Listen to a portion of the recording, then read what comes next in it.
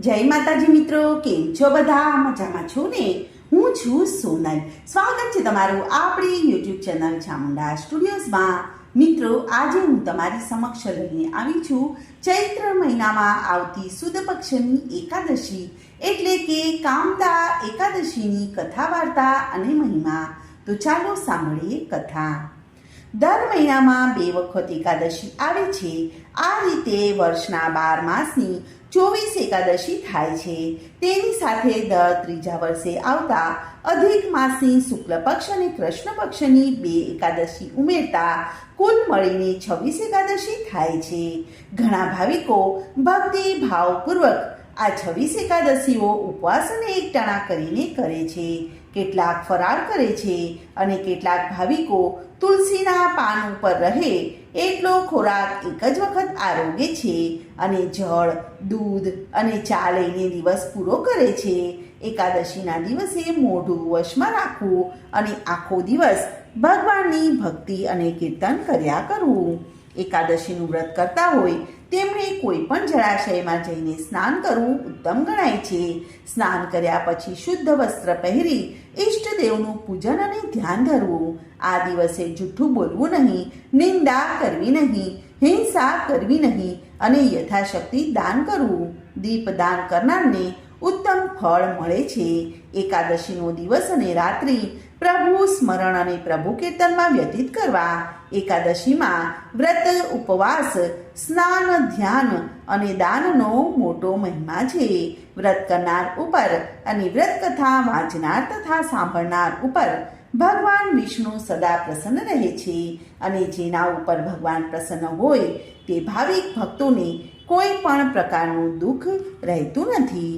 એકાદશીના દિવસે આપણે થોડું પણ દાન પુણ્ય કર્યું હોય તો તે અનેક ગણું થઈ જાય છે અને જો તે વિધિપૂર્વક કરવામાં આવ્યું હોય તો તે પર્વત જેવડું મોટું થઈ જાય છે. એકાદશીના દિવસે આ પ્રકારે ભગવાન વિષ્ણુનું પૂજન કરવાનું. પછી 12ના દિવસે પ્રાંતઃ કાળે ઉઠી નદી અગર જળાશય જઈને સ્નાન કરવાનું. જપ ધ્યાન વગેરે કરી ઘરે આવી વિધિપૂર્વક ભગવાન વિષ્ણુનું પૂજન કરવાનું.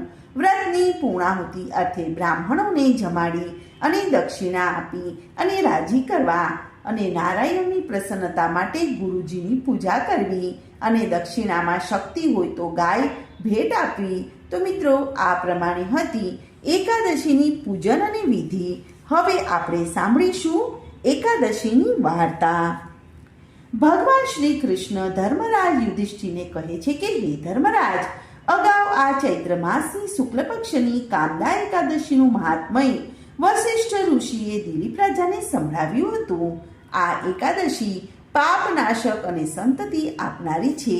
તેમની કથા આ પ્રમાણે છે. પૂર્વે ધનધાન્યથી ભરપૂર રમ્ય ભોગી નગરીમાં પુંડરીક નામનો રાજા રાજ્ય કરતો હતો. આ રમણીય નગરીમાં ગંધર્વો, કિન્નરો, અપ્સરાઓ ઘણી વેળા વિહાર કરવા માટે આવતા હતા. એક દિવસ પુંડરીક રાજાની સભામાં લલિત નામનો ગંધર્વ અને લલિતા નામની અપ્સરા મળીને નૃત્ય ગાન કરતા હતા. પરંતુ બંને એકબીજા ઉપર આસક્ત થયેલા હોવાથી નૃત્ય તાલ ચૂકી જતા હતા અને ગાવામાં પણ જીભ વક્ર થતી હતી અને ગાવામાં પણ ઘણી બધી ભૂલો થતી હતી. આ વખતે ત્યાં હાજર રહેલા કરકોટક નામના નાગે તેઓની ભૂલ ચૂક મોહિતપણાનું સર્વ વૃત્તાંત પુંડરીક રાજાને જણાવી દીધું. એટલે ક્રોધે ભરાયેલા રાજા પુંડરીકે મોહ પામી કામવશ થયેલ લલિત ગંધર્વને શ્રાપ આપ્યો કે, હે ગંધર્વ, તું તારા કુકર્મથી રાક્ષસ યોનિમાં જન્મ લેજે. શ્રાપથી તે જ ક્ષણે લલિત ગંધર્વ બિહામણા પ્રચંડ 8 જોજન ઊંચા રાક્ષસ તરીકે જન્મ્યો. તેમની આંખો મોટી અને ડરામણી હતી. તેનું મોઢું ગુફા જેવડું હતું. પોતાના પ્રેમીનો આવો વિકરાળ રાક્ષસ બનેલો જોઈને અપ્સરા લલિતાના દુઃખનો પાર ન રહ્યો. તેના શ્રાપનું નિવારણ કેવી રીતે થાય તેનો વિચાર કરતી તે સર્વ સુખ ભોગ ત્યજી અને પોતાના રાક્ષસ બનેલા પ્રેમી પાસે જઈ અને તેની સાથે વનમાં ભટકવા લાગી. આમ બંને પતિ પત્ની જેવા પ્રેમીઓ મહાકષ્ટ ભોગવતા ધીમે ધીમે વિંધ્યાચલ પર્વતના શિખર ઉપર મહાતપસ્વી ઋષ્યશૃંગ મુનિના આશ્રમ આવેલો હતો ત્યાં ગયા. પ્રથમ લલિતા રડતી અને કકળતી ગઈ અને ઋષ્યશૃંગ મુનિ પાસે જઈ અને હાથ જોડીને પ્રણામ કરીને ઊભી રહી. અને તેની આવી હાલત જોઈને મુનિએ પૂછ્યું કે પુત્રી તું કોણ છે? આવા પર્વતના શિખર ઉપર તું ક્યાંથી આવી ચડી અને તને શેનું દુઃખ છે? ત્યારે લલિતાએ પોતાની કરુણ કથની મહામુનિને સંભળાવી અને પાપના શ્રાપના નિવારણ માટે પૂછ્યું.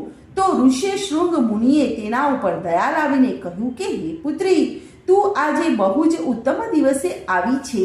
આજે ચૈત્ર માસની શુક્લ પક્ષની કામદા એકાદશી છે. તે સર્વ મનોરથ પૂર્ણ કરનારી છે. માટે આ એકાદશીનું વ્રત તું કર અને તેનું પુણ્યનું ફળ તારા રાક્ષસ બનેલા પતિને અર્પણ કર. તેના પ્રભાવથી તારા પતિ અસલ સ્વરૂપમાં પાછા આવી જશે. મહામુનિના કહેવા મુજબ બહુ જ આનંદિત બનેલી લલિતાએ ઋષિએ બતાવેલી વિધિ પ્રમાણે કામદા એકાદશીનું વ્રત ભક્તિ ભાવપૂર્વક કર્યું. તે દિવસે તેણે અન્ન અને જળ કશું જ લીધું નહીં. બીજે દિવસે બારસના દિવસે લલિતાએ ઋષ્યશૃંગ મુનિની હાજરીમાં પોતાના વ્રતનું પુણ્ય પોતાના રાક્ષસ બનેલા પતિને અર્પણ કરી અને પતિનો ઉદ્ધાર જલ્દી થાય તે માટે પ્રાર્થના કરી કે હે ભગવાન, મેં શ્રદ્ધા ભક્તિ ભાવપૂર્વક કામદા એકાદશીનું વ્રત કરેલું છે. તેના પુણ્યના પ્રભાવથી મારા પતિનું રાક્ષસપણું જજો.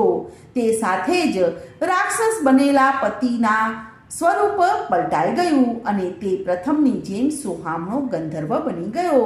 પછી તે બંને મહામુનિને પ્રણામ કરી દેવ વિમાનમાં બેસી અને સ્વર્ગ લોકમાં જઈ અને સુખરૂપ વિહાર કરવા લાગ્યા. હે રાજન, ભાવિકોએ કામદા એકાદશીના વ્રતનો આવો પ્રભાવ જાણી અને પોતાના સુખ અને શાંતિના અર્થે આ કામદા એકાદશીનું વ્રત ભક્તિ ભાવપૂર્વક કરવું જોઈએ. બોલો કૃષ્ણ કનૈયા લાલ કી જય.